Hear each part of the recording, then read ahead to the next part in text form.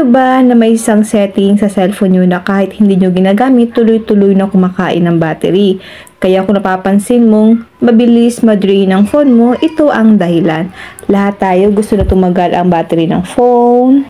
Lalo na kung lagi tayong nasa labas o walang charger. Pero minsan kahit bagong charge, biglang mabilis maubos.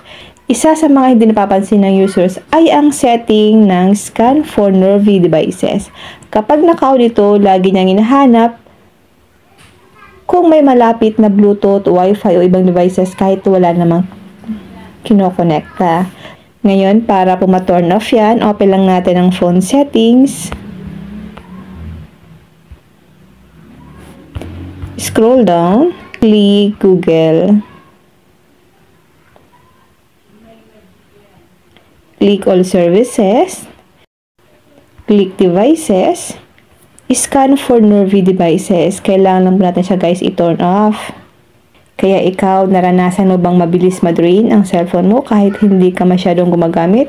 Subukan mo itong i-off tapos comment mo kung gumana sa'yo. At syempre, follow para sa iba pang quick tips na makakatulong sa'yo araw-araw.